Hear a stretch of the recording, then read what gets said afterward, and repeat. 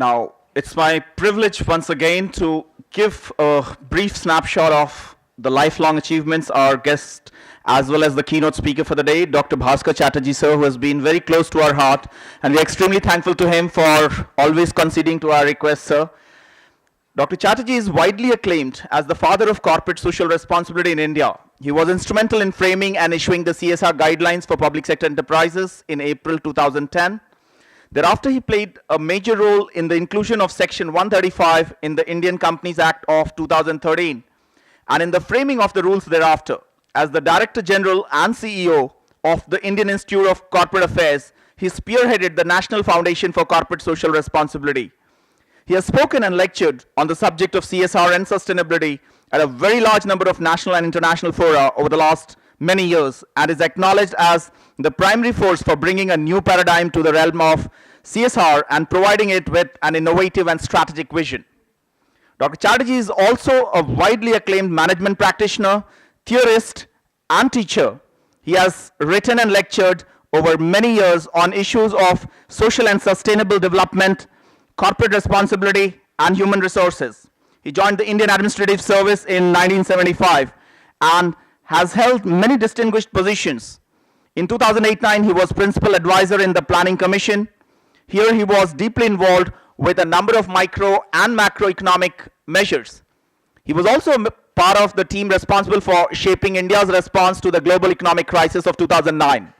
He was secretary in the Department of Public Enterprises, Government of India from November 2009 to September 2011, and it was here that he was instrumental in framing the CSR guidelines for the public sector enterprises in India. Dr. Chatterjee was the most recently known for authoring his latest book entitled Sustainable Futures: Imperatives for Managing the Social Agenda. In this book, Dr. Chatterjee shows how governments, corporates, and civil society organizations can synergize their efforts to build a whole new paradigm of development that is sustainable, humanistic, and inclusive. Dr. Chatterjee is closely associated with the Sustainable Development Goals and the principles of responsible management education. He coordinates closely with the United Nations Global Compact, of which he is a council member for India, and with other institutes and business schools which espouse the cause of responsible management education. His long association with CSR and sustainability enables him to spearhead the current movement in India, which integrates and intertwines the Sustainable Development Goals and the principles of responsible management education. He currently also heads up the National Sectional Committee on the Development of Standards of the Bureau of Indian Standards, Ministry of Consumer Affairs, Government of India. Here is putting final shape to the development of a framework of standards for India in the domains of CSR implementation, auditor qualifications for extra financial audit of companies, and anti-corruption. Finally, he is also advisor to the Federation of Indian Chamber of Commerce and Industry on the subjects of CSR and sustainability. And very recently, he has been spearheading the Indian Steel Association. With these words, may I please take this privilege once again to invite you, sir, for your special address and a keynote speak. Thank you so much. Over to you, sir. Big round of applause, please.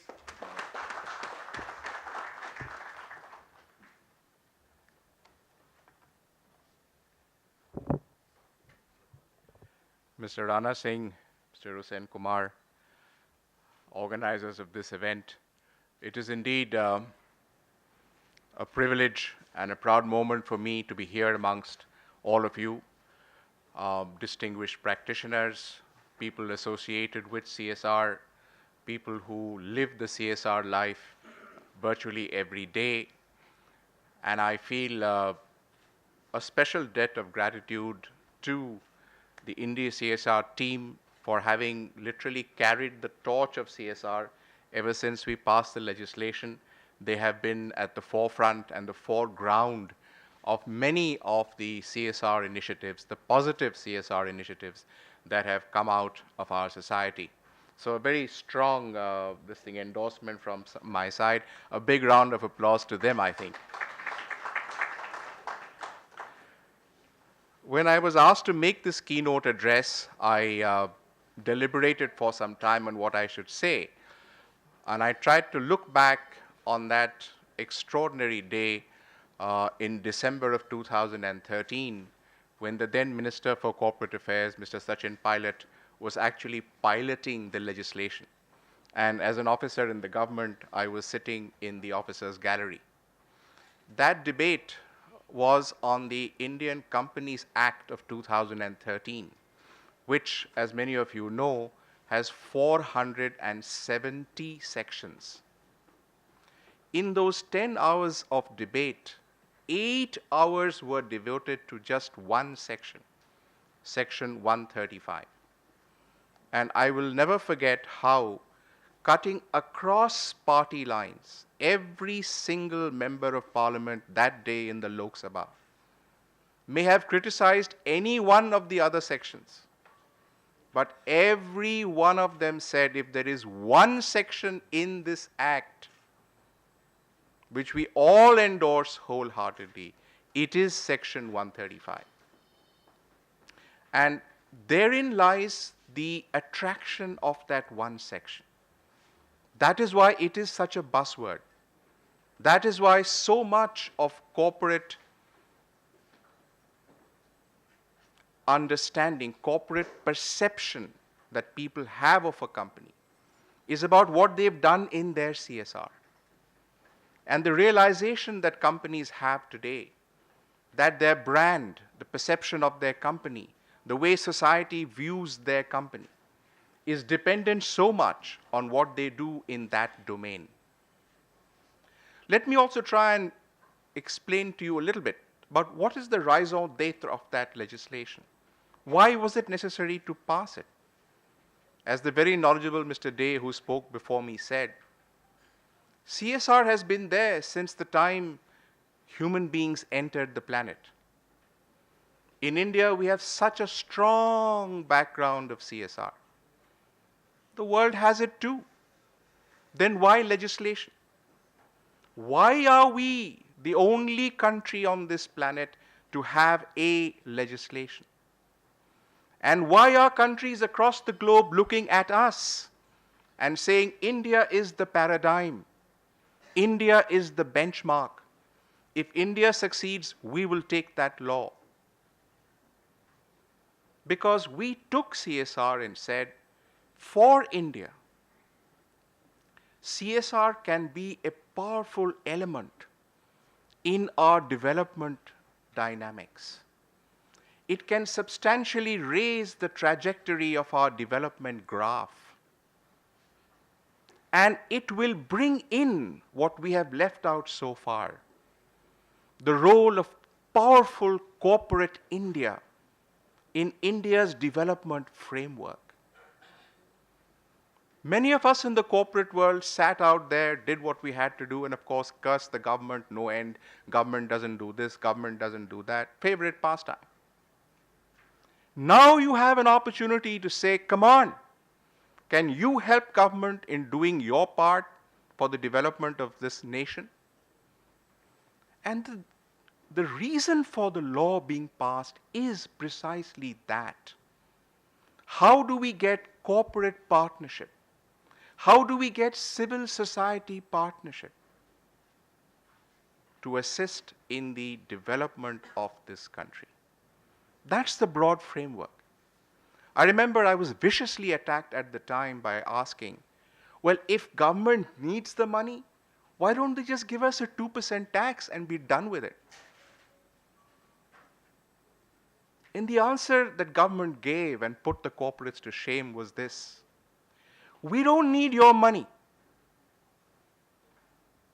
Keep the money to yourself, but spend it at least 2% of your profits on contributing to that society of which you are a part, in which you operate, which is your lifeline. Give back what you have earned from that society. And that is really the underlying platform on which this legislation is based. That is why it receives such wide support from everyone in the entire community. Having said that, we now stand today 4 years on. That legislation became effective from the 1st of April 2014. We stand today in April of 2018. We have 4 years' experience in running that legislation. And what have those 4 years shown us is an interesting question that needs to be posed. It's not easy to answer that, but there are ways to do it. And the legislation was so designed that we could answer that question.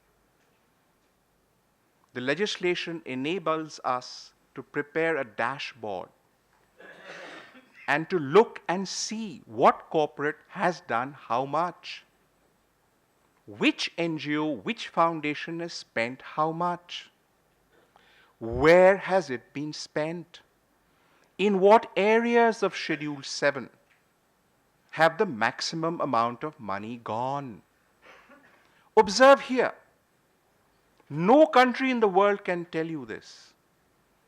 And I can say with confidence that those companies about which Mr. Day spoke, none of them will come anywhere near the top 10 if the legislation of India were applied to them. Forbes may do what it wants to, but these are not the people that I speak about in CSR. They don't deserve to belong there. Because they're about products. They're about commercials. Put your hands up. Do you use an Apple phone? Big deal. Idea is, what are they doing for the community as a percentage of their profits? Which is the single biggest tax evader in human history? That very phone about which we just spoke and lifted our arms, Apple. Which is that one company which reduced an entire nation to give 0% corporate tax so that it could open a branch there. That nation was Ireland, and the company was the same Apple. These are the people who pretend to do a lot, but who steal our data every day. Are these the people that we want to hold up in the CSR world? They are anathema to the very idea of CSR.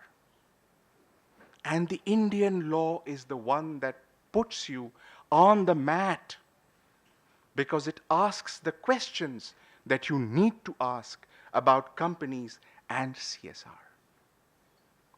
And therefore, ladies and gentlemen, the overall macro picture, the metadata as we call it, which I have compiled today, and I'll give it to you in 5 or 7 minutes, with the help of my very able and hardworking researcher, Niharika Pandey, who sits at the back, I have looked at 4 sources of data. The India CSR Outlook Report of 2017. This is a CSR analysis of the Bombay Stock Exchange big 370 companies for the year 2016-17. The Responsible Business Rankings of 2017, which is called Futurescape, and which has been done by the IIM Udaipur. We've taken a look at the NFCSR, the National Foundation for CSR, which is the government portal which releases data. And we have looked at the most recent one, which came out about a week ago, which is the Cii Annual Csr Tracker 2017, and it's called From Commitment to Impact. And having looked at all of this data, there are some trends which I thought I'd place before you. Because even as you work in your own individual domains, you need to know what the big picture looks like. So here we go. Some parts of the good news which I wanted to share with you. The public sector, where incidentally as public sector secretary, I first introduced the concept of CSR as a percentage of profits. Remember that the CSR law is a spending law. Tell us what you spent in rupees for each one of your projects, as a percentage of your profits, reveal to the world how much you spent. And the public sector spending has remained about 30% of the total spending on CSR. We have in the financial year 2017 double-digit positive growth in these areas: environment, about which Mr. Day spoke so feelingly, gender equality, and surprisingly, the one thing that I almost held back from the legislation, before the bill was to go to Parliament, we were putting the finishing touches in the ministry. And we had not put culture or national heritage anywhere there. We had not put sports anywhere there. Our minds, like many other minds across the globe, were conditioned by the Millennium Development Goals and the forthcoming SDGs. And so somehow within that last few minutes of the drafting, we inserted two important elements into Schedule 7. The preservation of our national culture and heritage, and in sports, rural sports development. And today I'm happy to report 4 years tell us that it is in these two areas also that we have achieved double-digit growth. Many say, what is the macro picture in terms of the total spend and the total number of companies? And when we try to set the parameters within the law, our anticipation was that about 10,500 companies would come under the ambit of the law, and the spending would be of the order of about 12 to 14,000 crores. And in the first year, naturally, we underperformed because people were still getting used to what the law was, what does it say. And I speak to Mukesh, who is the principal data compiler in the Indian Institute of Corporate Affairs. When we are now analyzing the expenditure up to 31st of March 2017, what we see is that the number of companies which are actually coming under the ambit of the Act will actually exceed 15,000. The spending which we had expected to be around 12,000 crores will in that year exceed 17,000 crores. So what's happening? What's happening is that a much clearer picture is emerging. That CSR is now no longer looked at as an adversity or a challenge for corporates. The law is not something that you fear anymore. But CSR in companies is being actually seen as an opportunity rather than a challenge. People understand that now if you do the law, do it well, practice it well, deliver well, there is value in the company for doing that. And that's the principal transition that's happened over these 3 or 4 years.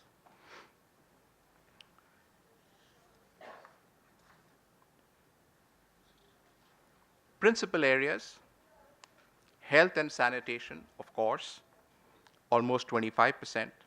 Education and skill development, about 33%, 1/3. But the most fantastic news of all, which in the legislation we had introduced as what I still call as a safety valve, which was, on the 28th of March, you realize you haven't spent the money. So what do you do with it? So stick it in the Prime Minister's Relief Fund. And I made that safety valve because my presumption was that at least in the first year or two, when corporate India was not fully prepared, was gearing up its engines, at least it would be put to some good use in that one repository. And I say it as a safety valve because it was meant to be that. It was not supposed to be done year on and year end, you write a check and that's over. Because I hate and detest one of the popular Chatterjee aphorisms: checkbook charity. CSR is not about donation. It's not about writing a check. We projectivized CSR so that you spend your own money on projects on the ground, so that you deliver to society, to communities. And so it's interesting to know, was the Prime Minister's relief fund used by more and more people to avoid their CSR responsibilities? And it is so nice to know that far from it. The figures that I have here speak for themselves. In FY15, 120 companies contributed 107 crores to the PM's relief fund. The next year, 16, the number of companies dropped from 120 to 79, and the contributions dropped from 107 crores to 80 crores.